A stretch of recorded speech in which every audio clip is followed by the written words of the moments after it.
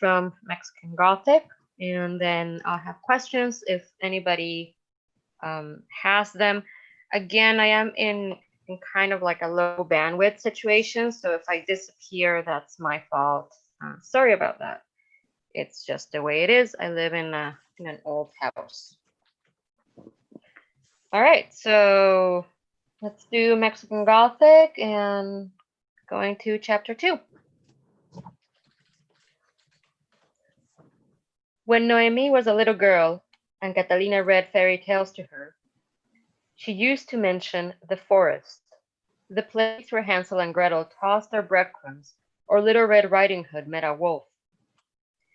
Growing up in a large city, it did not occur to Noemi, until much later, that forests were real places, which could be found in an atlas.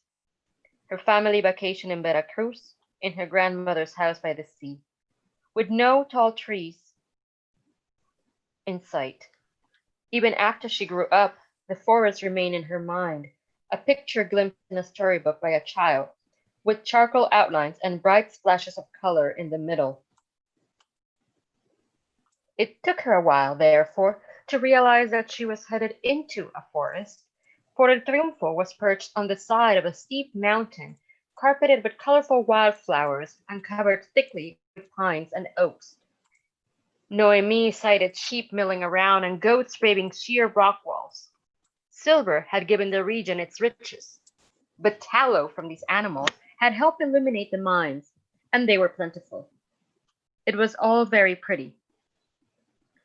The higher the train moved and the closer it got to El Triunfo, though, the more the bucolic landscape changed, and Noemi reassessed her idea of it.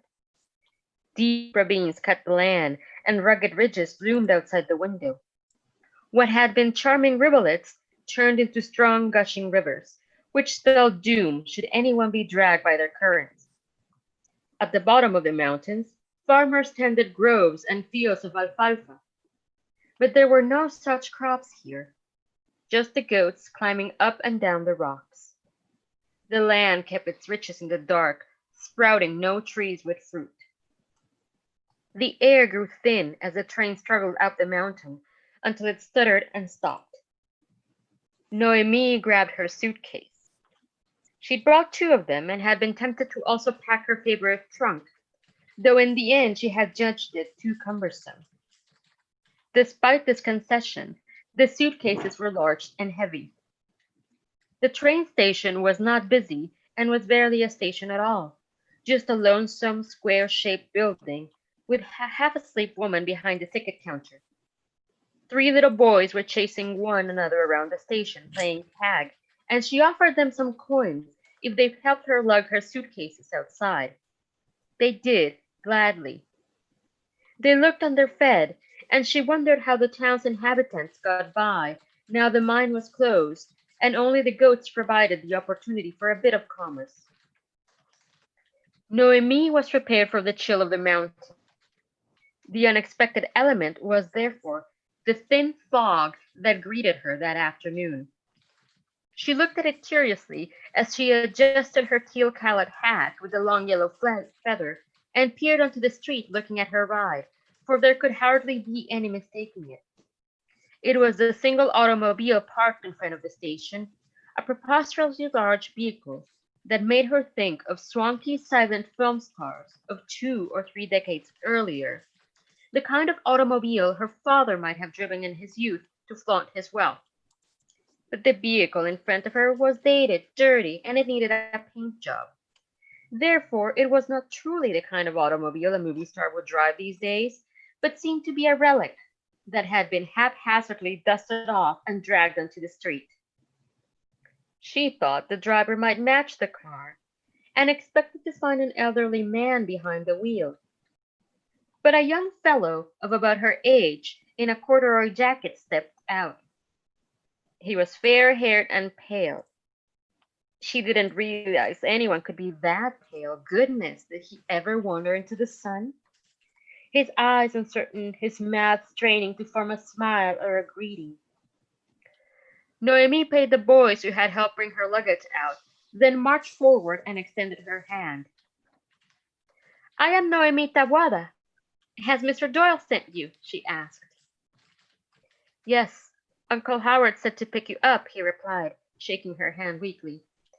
I'm Francis. I hope the ride was pleasant. Those are all your things, Miss Tabuada? Can I help you with them?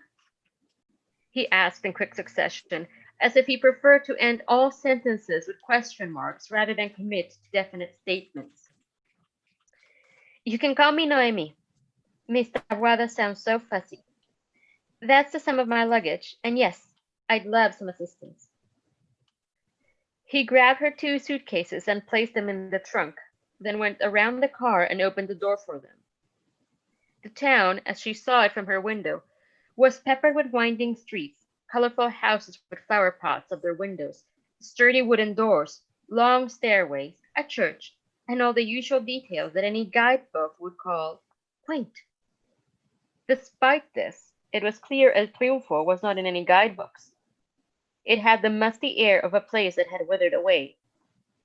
The houses were colorful, yes, but the color was peeling from most of the walls. Some of the doors had been defaced, half of the flowers in the pots were wilting, and the town showed few signs of activity. It was not that unusual.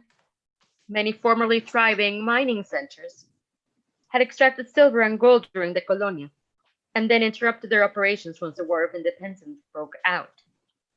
Later on, the English and the French were welcome during the tranquil Porfiriato, their pockets growing fat with mineral riches. But the revolution had ended this second boom. There were many hamlets like El Triunfo, where one could peek at fine chapels built when money and people were plentiful, places where the earth should never again spill wealth from its womb. Yet the Doyles lingered in this land, where many others had long gone. Perhaps, she thought, they'd learned to love it, though she was not much impressed by it, for it was a steep and abrupt landscape. It didn't look at all like the mountains from her childhood storybooks, where the trees appeared lovely and flowers grew by the road. It didn't resemble the enchanting place Catalina had said she would live in. Like the old car that had picked Noemi up, the town clung to the dregs of splendor. Frances dropped up a narrow road that climbed deeper and deeper into the mountains, the air growing rawer, the mist intensifying. She rubbed her hands together. Is it very far? She asked. Again he looked uncertain. Not that far, Frances said slowly, as if they were discussing a matter that had to be considered with much care. The road is bad or I'd go faster. It used to be a long time ago, when the mine was open, that the roads around here were all in good shape, even near High Place. High Place. That's what we call it, our home. And behind it, the English cemetery. Is it really very English? She said, smiling. Yes, he said, gripping the wheel with both hands with a strength she would not have imagined from his handshake. Oh, she said, waiting for more. You'll see it. It's all very English. That's what Uncle Howard wanted, a little piece of England. He even brought European earth here. Do you think he had an extreme case of nostalgia? Indeed. I might as well tell you, we don't speak Spanish at High Place. My great uncle doesn't know a word of it.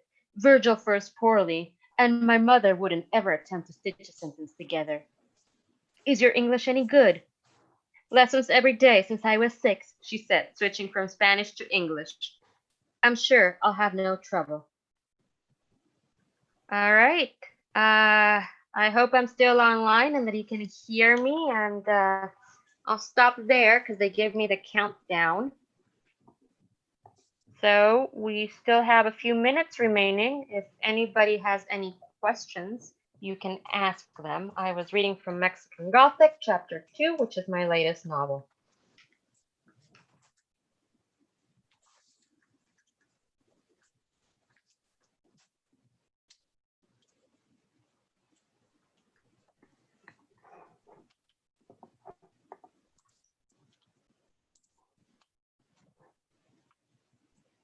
All right.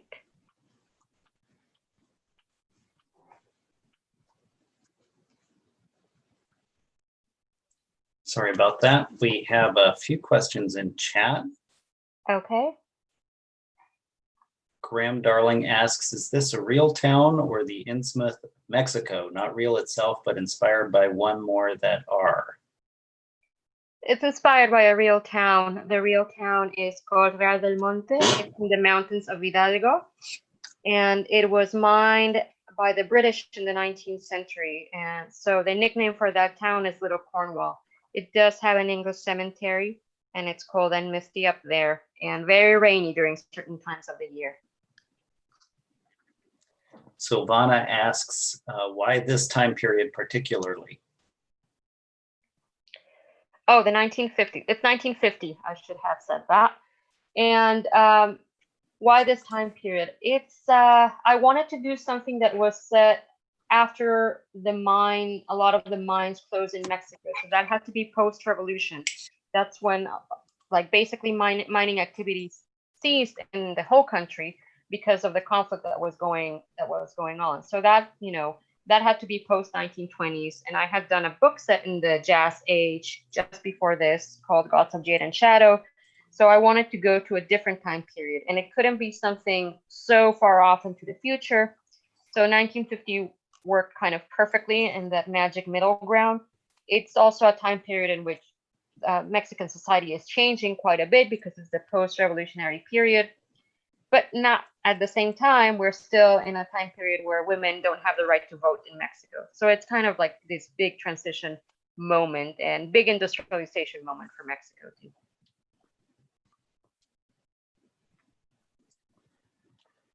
I think that's the last question. There's somebody, Silvana said that she had questions, but they would be spoilery, LOL, sigh.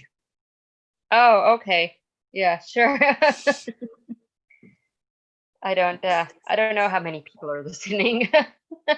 One more from Silvana. Since this is a hit, would you consider a sequel? Since this is a what? Sorry, I didn't hear that last part. Since this is a hit, would you consider a sequel? Oh, okay. So would I consider a sequel because it's been successful? No, I like writing standalone. Sorry, and I'm my next novel out next year. It's completely different. It's a noir. It's a crime book set in 1971 in Mexico City during this clash of students against the Mexican government. So completely different thing. And then I'm doing something else that is science fiction and fantasy. But we are going to have this adapted into a Hulu mini series, which is going to be like 8 episodes or so, I think at this point is what we talked about. So that should give a chance for expansion on the screen, not not in a book form, because we'll be adding some stuff basically so that it can fill an 8 episode arc.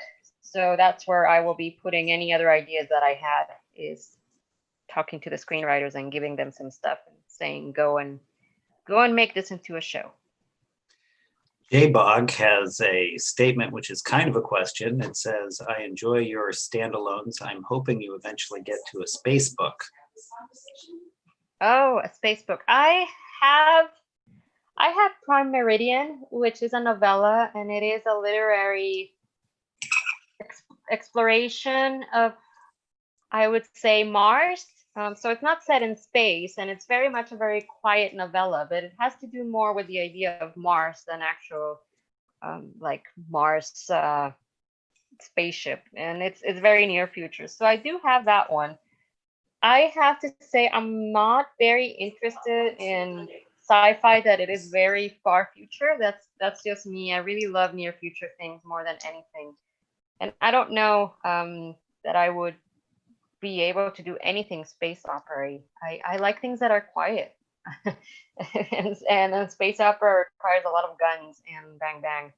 But I don't know, maybe one day. But like I said, the next thing that I am doing is crime. And then after that, I am doing The Daughter of Dr. Moreau. So that is, I guess, kind of sci-fi adjacent, because it is 19th century, and The Island of Dr. Moreau was considered a sci-fi novel, only that now that is in the past rather than in the future for us. So That is the last question that I see. If you Perfect. wish, you can go over to the Discord to Readings Even and continue the conversation. And if Yeah. there's no final comment, I will conclude the reading. Yeah. Thank you very much. Thanks for your help.